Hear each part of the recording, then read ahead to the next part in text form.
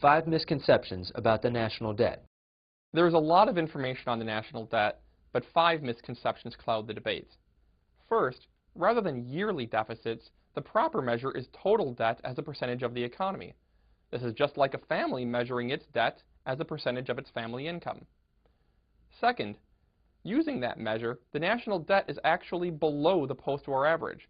At 38% of the economy, it's also even lower than it was during the booming late 1990s.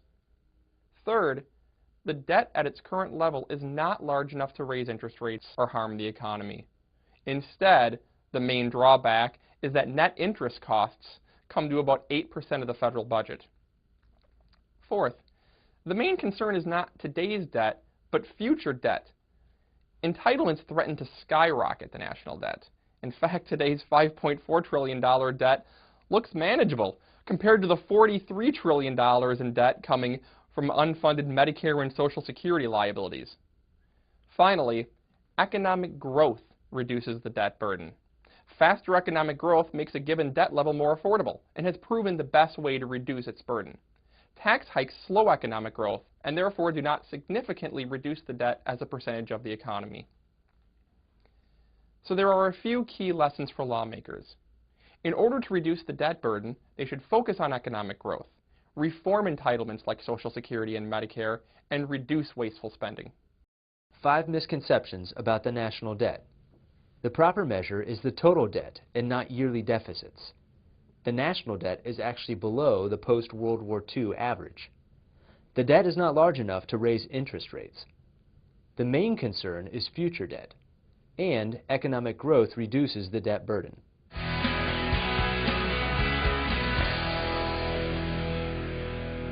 For more information, log on to heritage.org. Right here is the most expensive credit card in the history of the world. It's a voting card for a member of Congress. And this voting card should be used responsibly on behalf of the American people. So far this year, a majority in this House have used this credit card irresponsibly. An $800 billion stimulus bill that was supposed to be about jobs, jobs, and jobs, and turned into nothing more than an $800 billion bill about spending, spending, and more spending, and growing the size of government.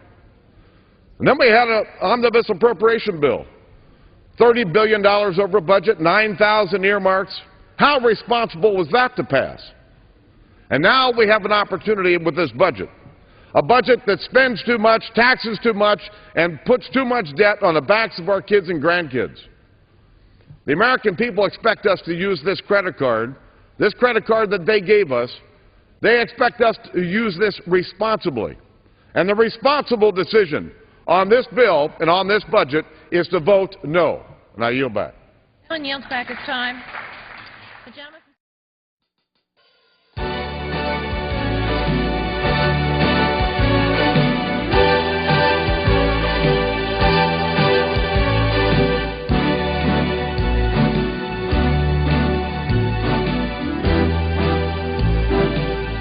Start spreading the news.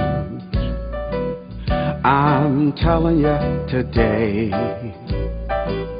we're taking back America in 2010. This socialist nightmare must come to an end. 'Cause we're gonna vote them out in 2010. I wanna wake up in an America where I can speak as I please, without acorn thugs breaking my knees. My Reed Pelosi blues will soon melt away. We're taking the House and Senate in 2010. If we can stop them there, their agenda doesn't have prayer. It's up to you in 2010.